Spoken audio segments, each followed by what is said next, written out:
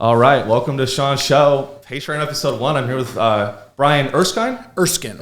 Yeah. That's it. My bad. Oh, you're good. Thanks for doing the show, man. Yeah, I appreciate it. We're here with Josh. What's up? Yeah, I like your spot. I think I'd get in trouble down here though. Like I had a couple too many beers during lunch. I know the bar across the street. Oh, could you just talk into the mic a little closer? Thanks. Yeah, no, it's a cool location, right? It is. You just doxed us. All of my crazy fans are they know we're gonna have to bleep that out. Yeah. They're gonna come and kill me. It's a great spot. No, it's a cool location. Right downtown. It is funny because I leased it and they're like in the landlord email. I don't know if we're in earshot, but they're like, please lock the doors. The homeless love to sleep. Oh, I bet. In the lobby. And I bet they walk by and check every door. Oh yeah. Well, I was like building the studio and like throwing out all the cardboard, and as they jump on the cardboard, trying to trying to get stuff, and I get it. That's their mattress. You just threw out a good mattress. I know. For sure. That's a layer of mattress. Yeah. Yeah, I mean, I'm all about charity, but having seen the problems with our unhoused community, I mean, there is no reason you should engage, because you never know what kind of, what they've been through that day or what's going on. I have so many cases of people just like getting knives pulled on them and stabbings, and it happens all the time. Dude, I saw a fight. Like I saw a fight downtown for the first time Sunday night at like 9 p.m. Yeah. Just one homeless guy wailing on another one. Yeah. Really sad shit. Brutal. Do you do any pro bono work? A little bit. I mean, to an extent, most of my work is actually it's all appointed by the government.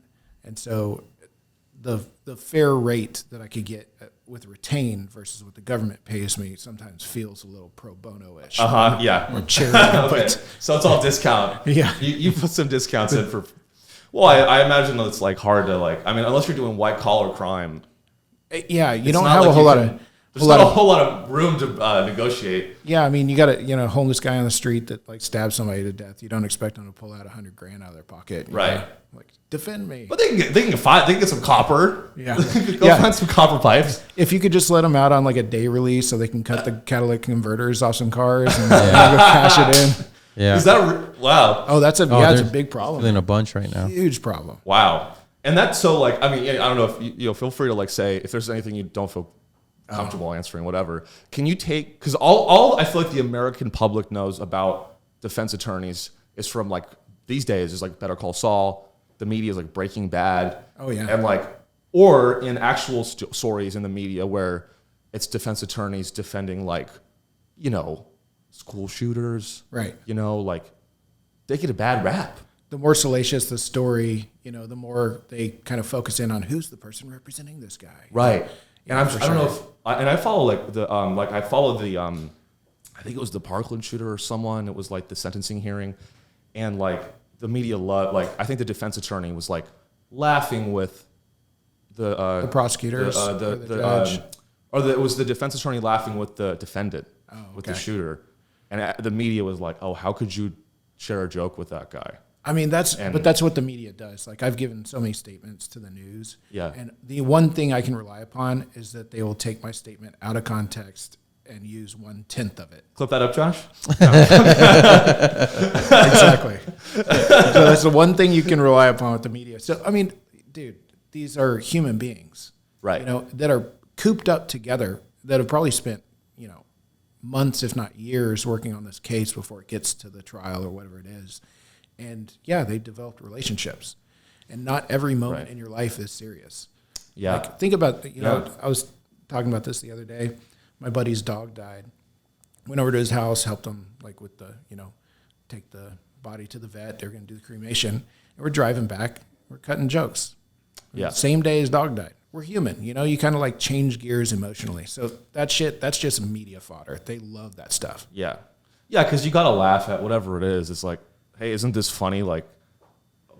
You killed a bunch. Well, it's not funny you killed a bunch of people, but it's isn't this funny that? I don't know. It's you gotta have moments of levity. Oh yeah, of course. Or some juror walks in wearing some crazy clothes, or somebody farts. There's always going to be the moment where it's what the fuck was that? Yeah. And people laugh and giggle, and you move on. Right. In fact, for a good litigator, you can you can make levity even when it's not necessarily the funniest thing in the world. Right.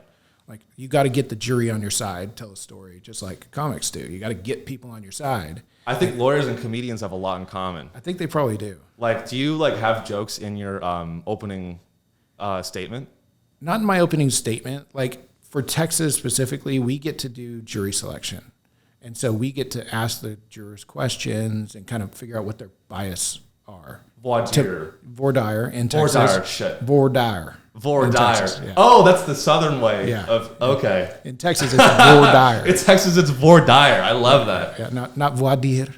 Now, Your Honor, time for voir dire. And that is probably the quintessential joke that they make is in jury selection. They'll go, it's not.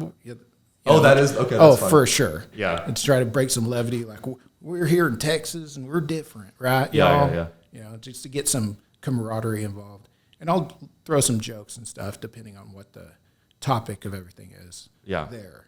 But when you start talking about facts and things like that about the offenses, then the comedy really comes out. It really, I've seen some rough attempts not land, That's crazy. And the joke bombs, and your client is like, "Shut the fuck up." Yeah, bro. it's like, stop, please. Yeah, we've all been to HEB. What's the deal with HEB anyway? Yeah. Anyway, my client didn't stab this guy. You bomb so bad, your client dies. Yeah, your juror's like, this guy's not funny, and I don't believe. Yeah, no kidding.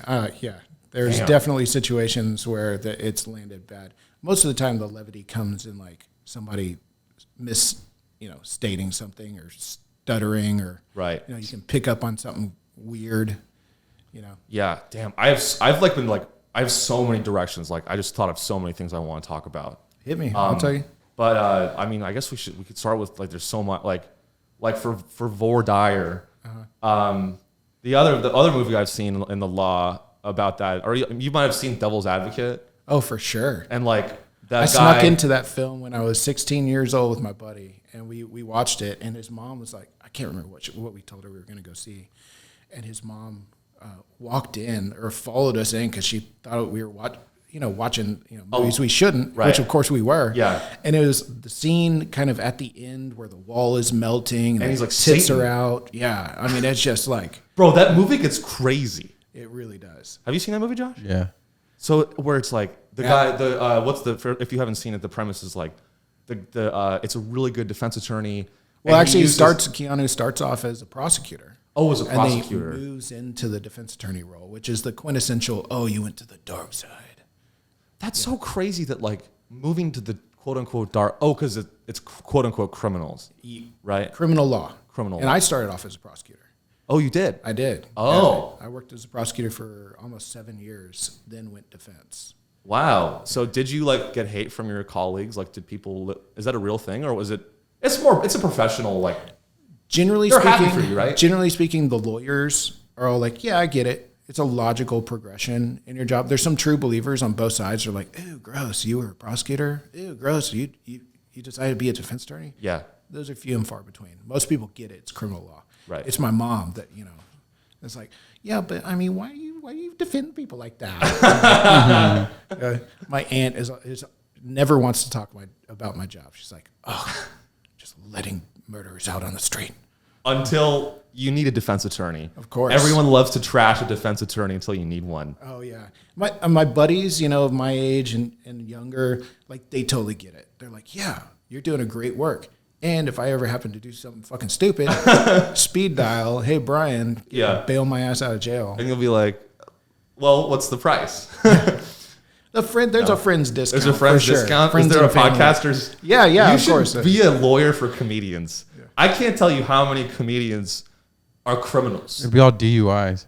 Yeah, you could start a very, very popular DUI practice just with comedians. And they will never pay you. Yeah, in Texas. They'll never pay you. I mean, it's actually DWI in Texas. Oh, DUI is driving under the influence, and other states use that. In Texas, we use it only for juveniles for some reason, but in the adults, it's driving while intoxicated. Is there a distinction there? Yeah. The elements are essentially the same, but slightly different. The modernized DWI is driving a motor vehicle in a public place, and you're intoxicated. Intoxicated means like 3 things. like you lost your mental faculties, you know, like your ability to pay attention, your physical faculties, like your slumping or your reaction time, things like that. Yeah. Or your blood alcohol content is above a 0.08. There's also driving under, it's intoxicated, all those things can also mean drugs, right? Yeah. The mental faculty, physical faculty part. So you see a lot of drug cases now, especially in Austin. Yeah. A lot of people driving high. Vaping weed. Yeah. That's so, I'd love to like zoom in on that. I hate that I use that phrase. I'm not a LinkedIn douchebag, but let's zoom in. So like when you like, so for like a DWI case for like things that are not alcohol, what are the tests on what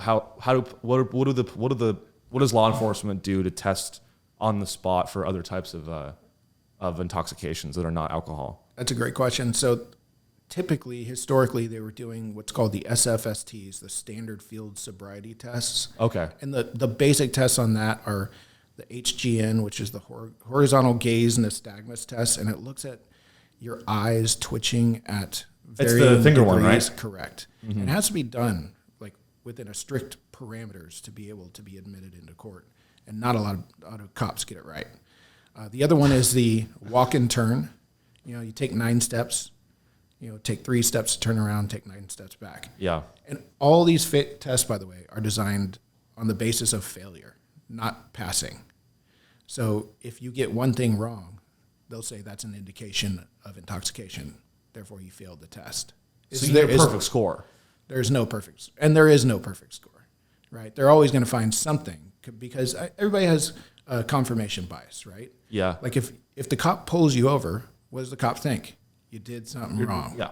So if he has that confirmation bias, he's going to observe things and report upon the things that support his confirmation bias. Right. So he's going to see your eye twitch at 45 degrees on the horizontal gaze nystagmus and believe that something's wrong, right? Mm-hmm. They have the one-legged stand. You know, the best, it's always fun to make the cops do this shit in front of a jury. That's so fucking awesome. You've never seen a cop sweat more in their lives when you're like, all right, let's start with the one-legged stand. Are you sober? You ask him, and then he's like, of course I'm sober. I'm in court. Yeah, I mean, so cops don't have any responsibility to tell anybody the truth for anything, right? And they know ways to manipulate these tests. So they'll give instructions fast, then they'll repeat them slowly. Then they'll ask questions unrelated to the test and go back to the instructions because they're trying to see like how with it you are to actually do these tests. Yeah. So conversely, when we're in court and you make these cops do this shit, it's really fun to be like, all right, so we're going to do the walk and turn. And what I'd like you to do is take 9 steps forward. And you've done these tests several times, isn't that right, Officer Smith? Yeah, okay. And out of all of these, how many people have failed? Okay. And so after those 9 steps, I want you to take 3 steps and turn around. And then you interject another line of questioning. Right? And then you get them, okay, go ahead. And then inevitably, they fuck up. Right, because it's like you've given them the instruction between questions. So then they're like, officer, you walked 10 steps. Yeah. And you look at the jury. Oh, and the jury, you don't even comment on that. You just look at the jury and you say, how do you think you did? And 6 of them, 12 of them, depending on misdemeanor or felony, yeah, somebody in there is going to be like, oh, no, I counted at least 3 mistakes. Yeah. And that's a sober person, right? Right. Not an intoxicated person. Yeah. So you're attacking reliability of these tests. But you asked the drug question. Right. So vertical gaze nystagmus is another way that they'll look. Uh-huh. And that's typically an indicator of like, well, I don't want to speak out of turn. I can't recall if you can say whatever you want. I think it's accelerants, not depressants. It may be the other way around. Oh, like like uppers. Yeah, meth versus weed. You know, Okay, they're going to gotcha. give you a different kind of response. Either way, there's an indicator in that test with the eyes, but they have a whole nother spectrum of tests that they do called the drug recognition. So DRE is a drug recognition expert that does drug recognition testing, and they're supposed to do it at the police station. And there's a whole battery of exams. Like they turn the lights off. They beat the shit out of you. Yeah. No.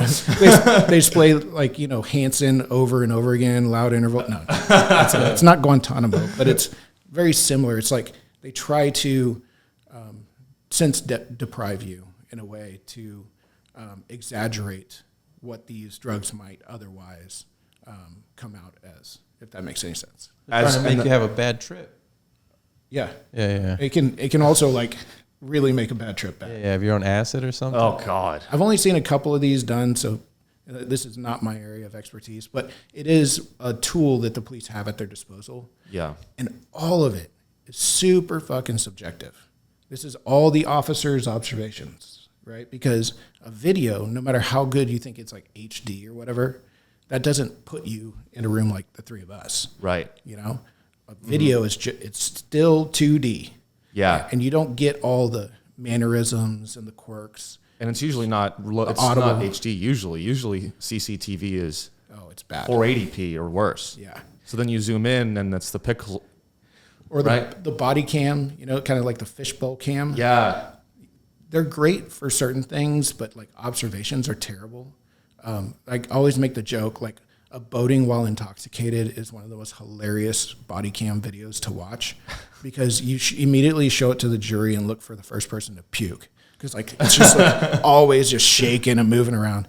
But even on the street, just walking around is so bobbly that it's really hard to get, you know, a sense of that person. Put a gimbal on them and then it just moves. Right? Yeah, we got to upgrade these body cams. Yeah. So I've heard with breathalyzers, a lot of times if they're not calibrated correctly, they can add an extra point something to it. Oh yeah, so they have portable breath test devices in the field, not admissible in court, but it is a kind of a factor that they can rely upon to arrest somebody. They can say, well, we also have this, and you're an unsafe driver, so we're going to go ahead and, for the safety of the community, go ahead and rely upon that and other factors to arrest you. Now, does mustard help? I heard this from Ludacris on a rap song. That is the first time I've ever heard that. Take packets of mustard. I need to go back and, you know, re-up on my Ludacris, apparently. Well, I'll tell you what, I'm not taking legal advice from a gentleman named Ludacris. Is that like, did you learn that after he yelled, "Move, bitch, get out of the way," or was that like? This was a few years after that. Okay. Yeah. Just have some in your. Also, please don't drive drunk to our listeners. This is not. I'm not advocating anyone break the law. Yeah. He said it'd help you pass the breathalyzer test. That's interesting.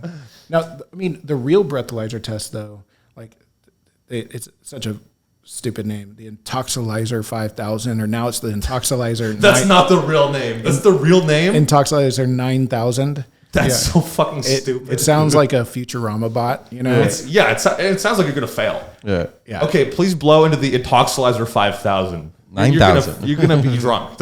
I could blow in it right now and blow a .08. Yeah. Well, if you had mouthwash or something, it can also. No, not really. I thought like if you just had mouthwash and like. I mean, you would literally have to have been like this, like shot, blow.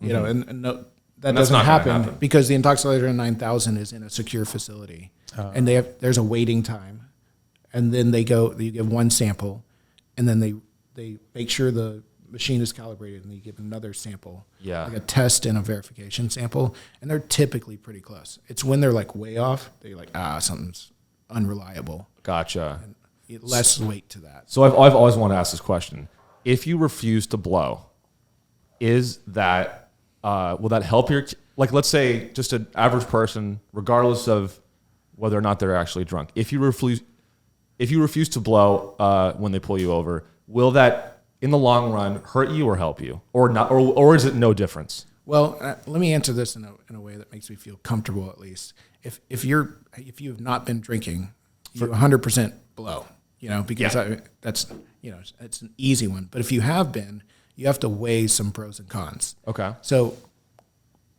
cooperating with police tends to get leniency, assuming that you are actually guilty. Yeah. Cooperating from the prosecutor's standpoint is going to get you a better deal. Like in Travis County, you can get a pre-trial diversion, meaning that you complete classes and do some mini probation, basically. Yep. And you complete it, your case is dismissed. Right. And you can get it expunged from your record. That's a pretty great deal. There are cases in which if you refuse to blow or refuse to give your blood, you're not eligible for those. Really? Yeah. And so you would have to take a deferred adjudication or a standard probation, or even jail time in cases where it's extreme. Whoa. So it's pros and cons to weigh. Now, for me, I don't think the SFSTs, standard field sobriety tests, are very reliable. I have a personal opinion about cops and confirmation bias, and I know that these tests are designed to. Well, you're a lawyer. Designed to have people fail. So I don't think it's unreasonable for people to refuse to do that. And a good defense attorney is going to be able to convince a jury of that same thing. But, a jury trial is a huge risk. And when it's like a bird in hand is better than two in the bush. Right. If you got a good deal, like why would you risk a trial when you can get a PTD? So there's a bunch of pros and cons. And this is Texas and the PTD part, pretrial diversion, a Travis County specific one. Other places do it, just not so much. As here. So actually, that's a great segue into I also wanted to get your opinion on plea deals, because you might know the stat, but what percent of maybe in Travis County, since that's where we are now, what percent of cases go to trial? It's not a lot. Is it 5%? Way less. Less than 5? Way less. Whoa. I think Travis County felonies, I could get the numbers. I'll ballpark it. I'm pretty sure it's around 14,000 felony arrests. Yeah. They indict or otherwise deal out maybe 8,000 to 9,000 of them. Okay. And of those 8,000 to 9,000, there are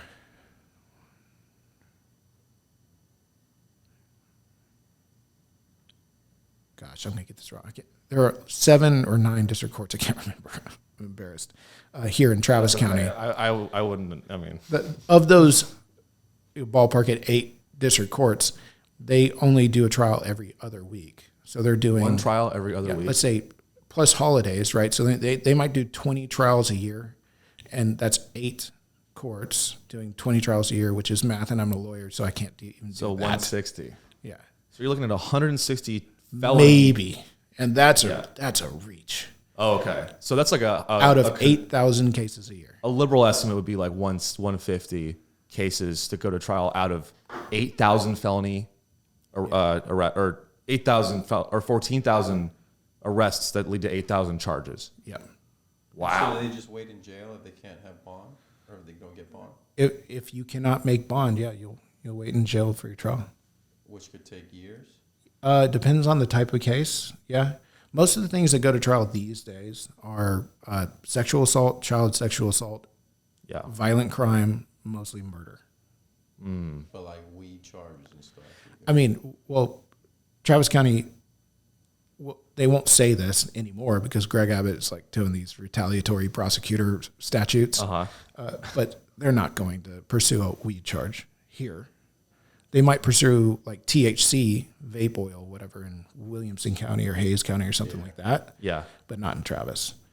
They won't say that explicitly, but they're not going after that. Yeah. So you're not going to see that at trial. And a felony judge does not want to see rinky-dinky bullshit trials. So anything that's an evading from a police officer or a low-level drug dealer, they really don't care. So they will push to make you work it out. And that's an advantage for you because that means you can get a better plea deal for your client, right? For sure. Unless they're in jail and they're just get me the hell out. Well, the flip side is that they've done a lot better about bond here, especially in Travis County. So those kind of charges, you're not going to stay in jail for a lengthy period of time unless you have a hold from another county or parole hold or your history is so bad, Yeah. The unhoused homeless people here, they typically have a harder time making bond. And too long didn't read. The governor in Texas, typical conservatives are the tough on crime kind of people. Yeah. And the most fun legislators have all across the state is making new criminal laws, right? And one of the things that they love to shit on is liberal jurisdictions that let people out that have violent histories or that most of them honestly are mental health, drug addicts. Yeah.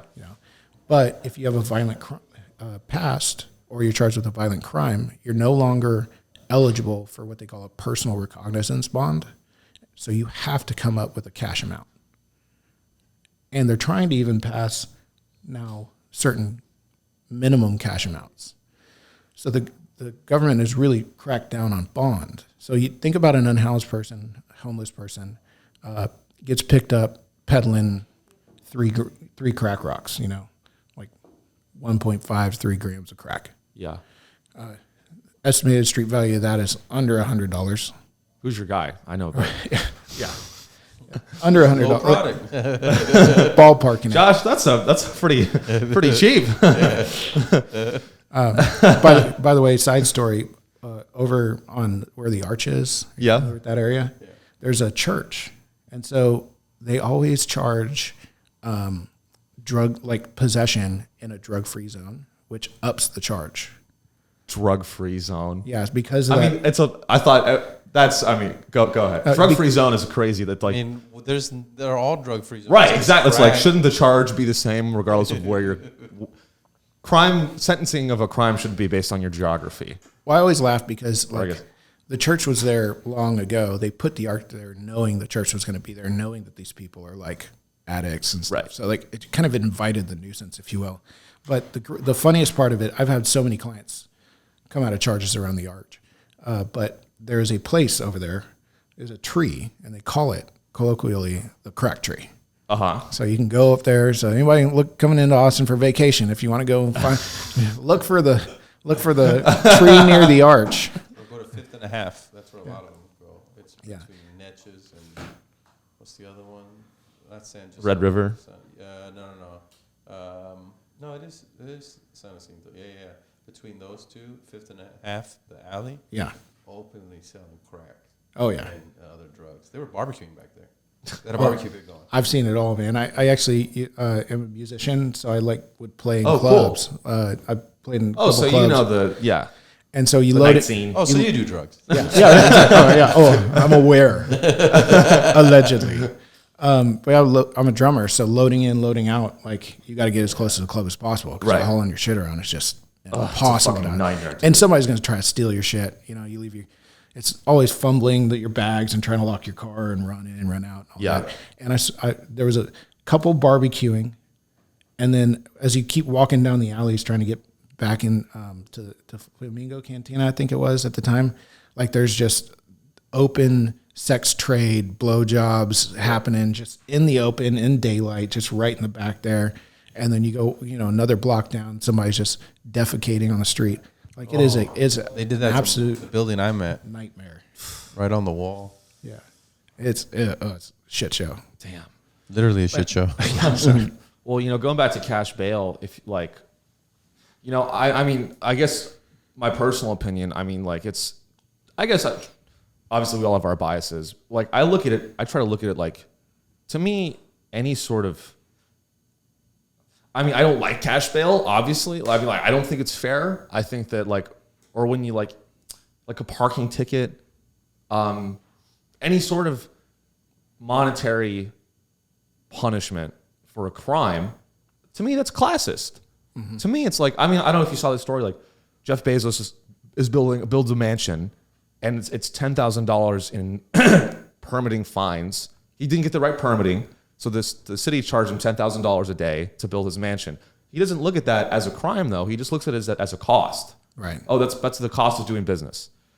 But technically it's a fine. It's a crime for a crime. That wouldn't be a crime. That would be like a civil penalty. A civil penalty. Yeah. Sure. And even traffic tickets are civil penalties. They can be criminal in unique circumstances. I get your point, though. Like, there is a set of rules for some of us and a set of rules for everybody else. Like a drug company that kills a lot of people, like OxyContin. I watched the new Netflix documentary. It's a little penalty about OxyContin yesterday. The Purdue Pharma, that whole thing. Okay, I haven't seen the documentaries. I've read about the opioid crisis, of course, but pretty crazy stuff. It's wild. Well, they made $16 billion and then they settled out of court for like $6 billion. But how do you feel about cash bail? Like, do you think that there's any reform that's needed in cash bail, or do you think this is the whole law, is it's all gray, right? Like, I'm sure the whole thing is it depends. And it's intended to be so because, this is a long lost word, but discretion is important.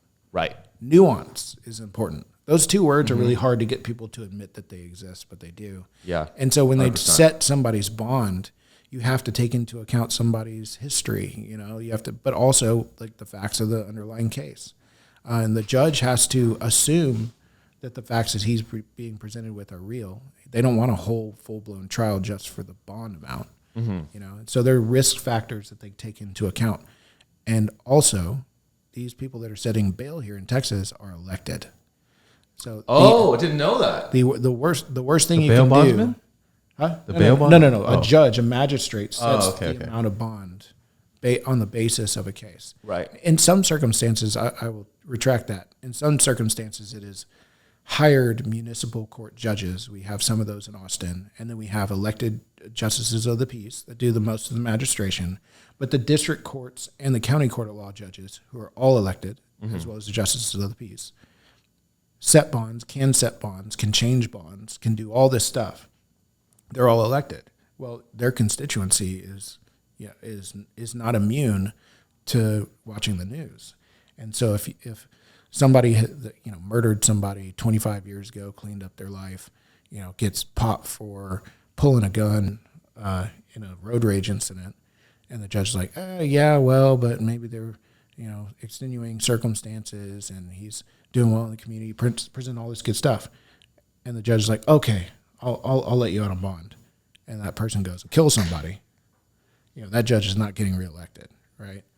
Like that's their word. Such a heavy responsibility, though. It is. And is that a real case or is that a hypothetical? It was a hypothetical, but it's based on real typical examples that make judges gun shy.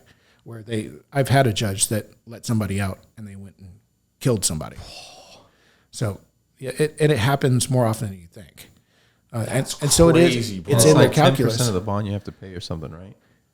A bond company will charge anywhere between 10 to 15% plus fees, or maybe collateral, something to that effect. 4 crack rocks. Yeah, right. I forgot to ask. Can you take when you get a new client? Can you take a briefcase of cash? I mean, I have before. Dude, that's crazy. I took a backpack full of cash once. Wow. But stop doing that. A friend of mine who is now a prosecutor here in Travis, I won't say his name, really cool guy. He used to be a defense attorney and like a high roller. And he had a suitcase full of $30,000 in cash. And he pulls up to a 7-Eleven gas station, whatever, leaves his car unlocked, goes in, buys gets some coffee and whatnot, walks back out, gone. The whole car was stolen.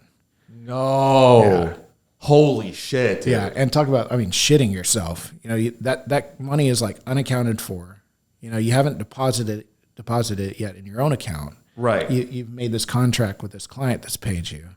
It's a real... That turns into a pro bono case. It really does, yeah. And you get a new car. A real predicament, yeah. Damn. And insurance doesn't cover that shit. It doesn't? No, I actually was in a car wreck earlier this year, and I carry... Well, shit. Sometimes some people carry cash in their car doing jail releases, and you need change and whatnot. Yeah, it's part of your job, or whatever, yeah. Tow truck driver takes it off, throws it in a yard, go get my shit, a couple days later... it's all gone. Yeah, my watch was in there. It's all gone. Oh, that's so crazy. Yeah. So. Can you, I don't know if you want, we don't have, can you go to hypothetically, could a defense attorney when a defense attorney has a backpack of cash, do you go to the bank and the bank's like, oh, hi, Joe. I know you're a lawyer, so it's okay that there's paperwork involved, right? No. What? No. I thought if you go to the bank with 30 grand, there's paperwork. I haven't been questioned. It was a little under 30 grand, the deposit that I'm talking about. Yeah. Maybe there is some kind of limit I'm unaware of, but lawyers are required to have what's called a trust account. And they're sanctioned and monitored by the state bar.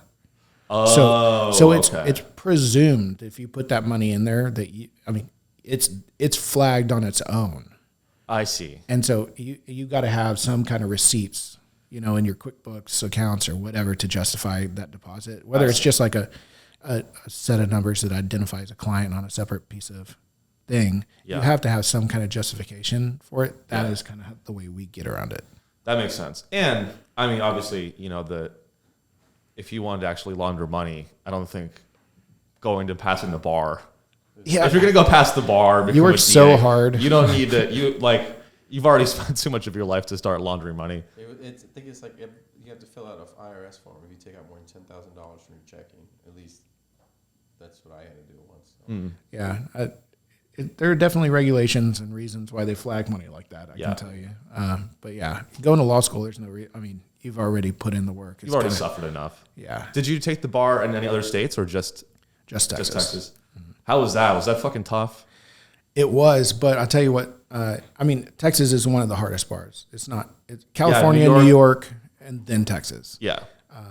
But Texas, it's still hard. And when I took it, it was 3 days. Now it's 2 for some reason. They've simplified some of the exams to be more like national based. Yeah.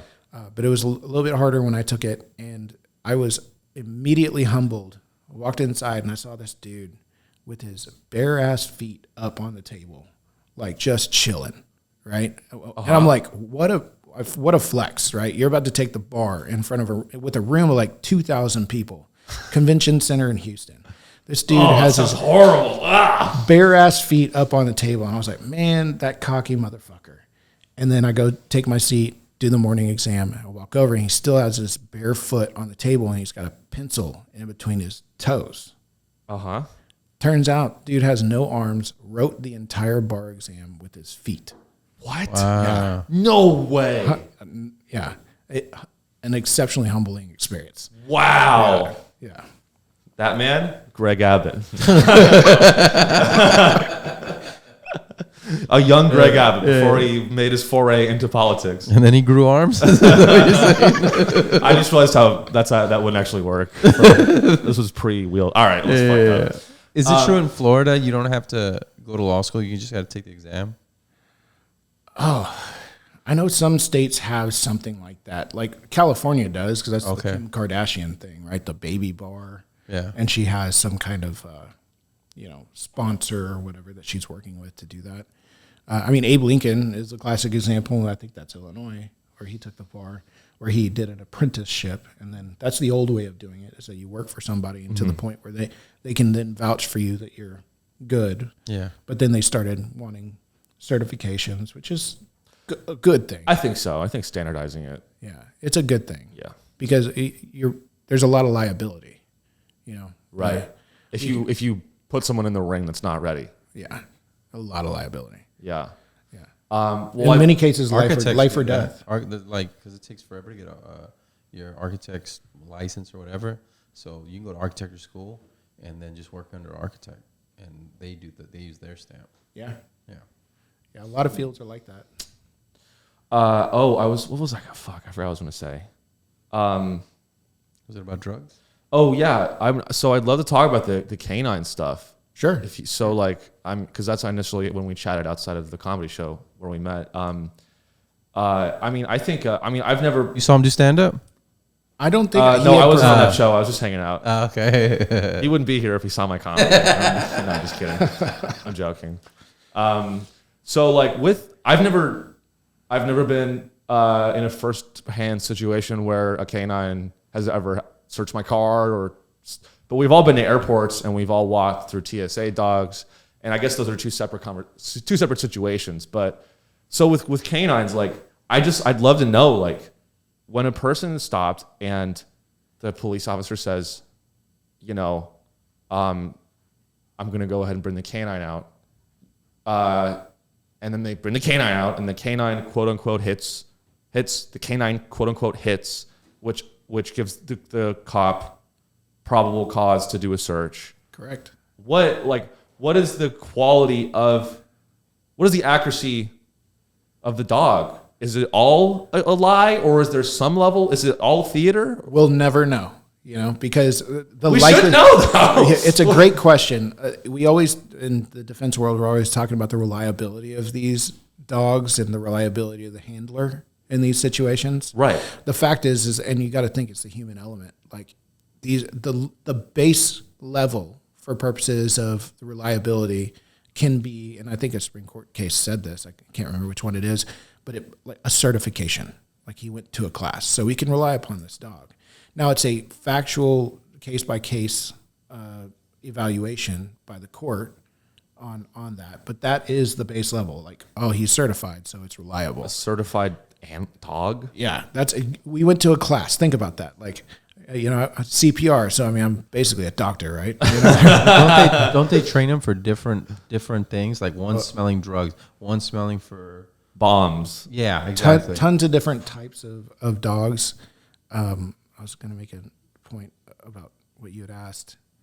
Oh yeah, the reliability. Reliability. I'll hit that in just a second. The reliability part also, I mean, the human element is that these cops, even if the dog hits, they're very unlikely to report it, because they want the reliability percentage to be higher than it is. Fuck, that's crazy. There are many, many times where people get pulled over and the dog will sniff and they'll hit and they'll search and find nothing. In fact, one of the main Supreme Court cases is about checkpoints. Is about a guy who was pulled over by a drug dog. The drug dog hit on something that the dog was not trained to hit on. So while he bonded out of jail, then got pulled over again, the same drug dog hit, and there was nothing in the car. Yeah, actual case, Supreme Court case. What? And I'll give you the name of that one real quick. And I've seen them do it because I've been pulled over at the checkpoint coming up from the valley, and I've seen them do it where they just think that you might have something because you're going through at like 2 a.m. So they'll go like this and they'll tap, and the dog will just go up there and tap, and they'll be like, "Yep, go ahead and pull over there." It's like you told them that. Yeah, they just talk in German to the dog. They're like, "Mach schnell." And then they start going through your car. Yeah. Well, the checkpoint, they can take apart your car and not even have to put it together. Right. Well, and that's a whole separate thing, right? Because it's like if you're 100 miles from a border, 45. If you're 45 miles from a border, you have no rights. That's correct. Right. Yeah, they don't need probable cause. No. They'll search your stuff. They'll search it. And literally your stuff, like you. Yeah. Florida v. Harris Supreme Court case from 2013. Yeah, he had been stopped by the same officer and dog twice. First time the dog alerted to the presence of contraband, but the dog was never trained to detect the items he alerted to. Second time the dog alerted and nothing was actually found. However, the court found that the dog was reliable in order to support probable cause because the threshold reliability issue was that he had been trained. So they sided with the dog. They sided with the dog. Well, you can't put a dog in a witness stand. No, you can't. Well, and that's a real interesting part. So you talked about different things that dogs can do. And I think they're amazing. Like the military applications of dogs are quite astounding, to support troops and to like sniff out bombs, right? The airport utilizes those bomb-sniffing, explosive-sniffing dogs. They can also sniff out electronic devices, which is super interesting. Yeah. Really? So there is some legitimacy. Oh, there's a ton of it. To the dog's nose. Cadaver dogs that go out and look for remains of people. That's super helpful and important. I'm from Wimberley, and so when we had the flood come in, people were missing, and those dogs were intricate in helping, resolve families' Jesus Christ fears that they lost somebody. But the drug dogs, it's interesting. You can't teach an old dog new tricks is a great mantra for this discussion, because once you train a dog let's talk about drug dogs, the types. Most of them are trained on marijuana, coke, meth. Now they're starting to do fentanyl. But those are the. So as soon as the dog smells it dies. That's fentanyl. Yeah, right. That's a real drug. We're going through these fentanyl dogs too fast. Yeah.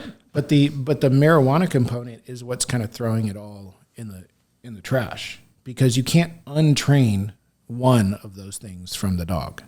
So what happened when we started passing the hemp percentage laws that, the less than 0.3% THC is legal cannabis, over 0.3 THC is illegal cannabis. That's just the easiest way to put it. A dog cannot distinguish between legal or illegal cannabis. Cannot. A human cannot. A dog cannot. And so there's smells the same, if at all. It smells the exact same, and most of the time, presents visually the same. Yeah. So untraining, you can't untrain that dog. So if you utilize this dog, right, and somebody is carrying under 0.3 THC, legal cannabis, that dog does not bark twice for coke, wag its tail for meth, right? Like it has one, hit behavior. Right. And so if it's legal cannabis, that dog is no longer reliable. And so you're starting to see a lot of those dogs being brought up, and there's not enough available out, in most places, especially that have legalized cannabis altogether. There's not enough of these dogs. Is there a way that robots could perhaps replace these dogs? That's interesting. I don't know that I know any studies about robots and like smell or not necessarily particle smell, or but just like they have some type particle of detection, X-ray vision. I don't know, just something that they can see through. Yeah. They make you drive your car through a portable TSA. Yeah. The X-ray thing is interesting, like thermal imaging. Yeah. So when you talk about Fourth Amendment protections of your house and your papers and freedom from government intrusion, so there's a bunch of distinctions. Like drug dogs, you can't walk a drug dog up to somebody's house. That's I think Florida v. Jardines came out in the teens a couple of years ago. You can't walk them up, right? Just because you have a suspicion, and then be like, oh well, he smelled the drugs, so we're coming in. Yeah. Can't do that, but the government can fly a plane over your house and use thermal imaging to see like lighting displays. And so if you have a grow house, I always thought of getting away around a grow house is if you mined Bitcoin, right? And so when they do come in, I'm like, what? It's all my miners that are doing the key. Well, the key is not to like have some alternate reasoning. It's more like being open, like at the front of your house is like, oh no, I do. It's like the Bitcoin house, right? Like you gotta like have like the front. Yeah, you can't like, the front, exactly. Trying to reason it on the back end, you're fucked. Like, oh, you Bitcoin and you have drugs? Well, guess what, buddy? We're taking both. Now we know. Now we're flying you to the Caymans. Man, so they can fly a plane. I mean, I don't know. Like it is crazy. So like, I mean, with the canine, it's like you can't decline if they say I'm bringing the canine around. You can't decline that they do that. You cannot, and that's so. Do I have any rights? Well, it depends what kind of vehicle. I thought, like if you're driving an RV or a car, because isn't the RV considered your home? No, unfortunately, on the roadway, there's a lowered expectation of privacy on vehicles for public safety purposes. But I can understand that.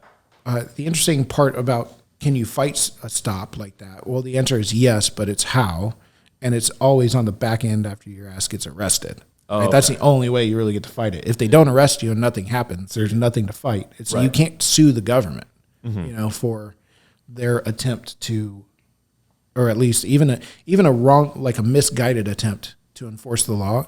You can't sue them for that, but you can basically object to their actions in court and have the stop thrown out, like a suppression. Yeah. And so if you have the money to do it. Well, yeah, and also prosecutors utilize the tactics. In fact, I had one levy one against me today. They said, well, the offer today is X amount, but if you have your suppression hearing and you lose, the offer goes way up. So that's the risk you have. But as to the stop, the interesting part is they cannot delay the stop for purposes of the drug dog, right? I've heard it has to go in tandem with the reasonable amount of the legitimate traffic stop to begin with. The officers always use what you might have heard of as a pretext stop. So it's the quintessential driving while black. Yeah, right. Taillight out. Yeah, so you have somebody the officer is like, up to no good. Gotta be. I just in my gut, I feel it. With my experience as a law enforcement officer of 4 years. And so I'm gonna pull this 1 week expired tag over, and we're going to shake them down because I just know they got something on them. Well, I mean, the amount of time that it takes to write a ticket for an expired tag is, I don't know. Like you got to take the license, the insurance, you walk it back to the police car, tippy-tappy on the keyboard, you run them, make sure there's no warrants. You're making it sound really easy to be a cop. Hey, $15,000 is what they're offering right now, signing bonus. And a lot of cops I know, especially in Austin, they're making over six figures. It's not an easy job. It really is not an easy job. I don't want to make it sound like it is, because the stresses that they have, plus the community not necessarily being on their side. That's a heavy weight to bear. Who's more hated, defense attorneys or cops? Cops right now, for sure. Who are the cops downtown right now that are all wearing brown shirts? They look like security, but they're not. The DPS officers. They're DPS. They're DPS. Yeah, so DPS has been sending in more. This is Governor Abbott's attack on the liberal agenda of our city that doesn't want to, charge people for low level possession under the guise of all this violent crime that's supposedly happening. Right. They're kicking out all the homeless though from downtown. They are moving, and DPS has its own independent right to enforce laws. Now the question is whether or not the local prosecutors will follow there. Yeah. So, but back to the situation. So the cops goes back to the car. He's back tippy tappy. The expired tag. Writing the ticket, hits print. Walks back to the car. That should not take more than 5 minutes, let alone 10. Right. Okay. If the canine officer hasn't already pulled up and is independently just walking that dog around the car within that 10 minutes, and so it shows up 15 minutes later, like the cops are dragging their feet, or they're sweating the dude on like, where are you coming from? Where do you live? What do you do for a living? Like all this kind of stuff, where they're really like information that you should be able to politely tell them to fuck off about. Yeah. All you have to do is identify yourself. Right. And don't admit to doing anything wrong. Mm-hmm. And be polite, and you should be let go. So if they extend that traffic stop beyond what's a reasonable amount, then it doesn't matter what happens with that drug dog that it finds. A good judge will realize that stop is what they call attenuated, and that would be a suppression. Even if they find 10 pounds of coke? If they find a dead hooker in the back with a note that says, I have 5 more of these, plus, 3 kilos of coke in the wheel basins. Yeah, you cannot do that. You cannot do that. Whoa. That would be an attenuated stop. Now, I mean, from a public perspective, do the ends justify the means? Did you get a bad guy off the street? Did you get drugs off the street? Did you find a body? Did you help family come to terms with the loss of a loved one? Yeah, but if you can't enforce the law for the high level bad stuff, then what makes us believe that the cops will enforce the law for the rest of us? Like it's a trust issue. Right. Like the overall, you may win the battle, but you lost the war. Yeah, I mean it's a trust issue. If you can't hold a murder like to the same standard, I'll give you an example. So I had a case. I won't give too many details, but it was a dead body case, and they found the body buried. Okay, or they got information that somebody believed the body was buried somewhere. Okay, so the cops got a search warrant, but before they got a search warrant, they went over to the house and did a knock and talk, pulled the people out of the house. Which is that legal?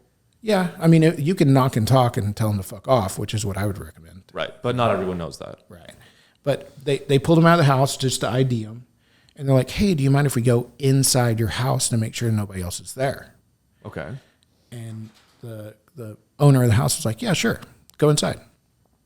Inside. Ooh, keyword. Vampires. So yeah, you can invite them in. Right. Yeah, exactly. Oh, there you go. Yeah. So he passed the garlic and all the wood shavings, and they exited out the kitchen door into the backyard and began walking around the backyard, hanging out. And they're like, you smell that? Look at this thing. Kind of looks like a grave, right? Yeah. Oh, I smell that too. Should we start opening a shed and poking around? You hear one of the officers go, don't we need a search warrant for that? Like he said we could go inside. He didn't say we could be out here. And so officers are like, oh, you're right. Go get consent from him to go look in his backyard. So they did it after the fact, which is a no-no. So they got consent to search, found the body in the backyard. So fast forward to the suppression issue. He consented knowing there's a body in his backyard? Not all people are as smart as you, my friend. Oh. Or maybe he's just that arrogant and he knows the law. Yeah. Also, just because it's my backyard doesn't mean I buried the guy. True. Yeah. What? You found the body? Ooh. Yeah. So, but you didn't find. Yeah. So, cut to the suppression hearing. Yeah, the suppression hearing, which is where you try to get evidence, or we established the fact that the cops did it wrong, uh-huh. and then asked the judge to suppress the evidence. So in this case, they would have had to suppress the body, which would have gotten rid of the state's case. Right. So it's like a guy that killed somebody and buried him in the backyard walks free. And the judge says, well, I'm going to deny your motion, counselor. We're going to proceed to trial. That's it. So you go on. So we preserved this issue for appeal. But what was really fucked up was we go back in chambers, and the judge is like, counsel, that was an excellent motion that you argued. That was really interesting. Great issues that you brought up. And I got to tell you, if it was drugs that we're suppressing, I'd do that all day long. But it's a body. And, we can't change the judge's mind in that moment. So you're just like, okay, Your Honor, yep, And then outside you're like, what the fuck? So he's right but wrong. Yeah, he's like, it's a dead body instead of drugs. But there is no difference under the law. Correct. So he's wrong in the eyes of the law, but if, I guess in today's society, the morality, it's a dead body. You're making what I call the ends justify the means argument. Correct. Yes. And the law does not operate like that. But morally, is murder bad? Yeah, of course. And you can't trust people that do that kind of stuff to follow like the normal rules like the rest of us. Because they're following their own moral compass. Yeah, I mean, we all have... It's not all cut and dry like that. Yeah, we all have a community contract with each other. Right. And murder's pretty much always been at the top of the list, Yeah. Hammurabi's code, like laws that are Before time. Before we could even speak language, don't kill your buddy. Yeah, I mean, plenty of examples. I just remembered the question I wanted to ask you. Who do you think the Rainy Street Ripper is? The rain? Oh, you mean all the Yeah. Who the cops say it's not a serial killer?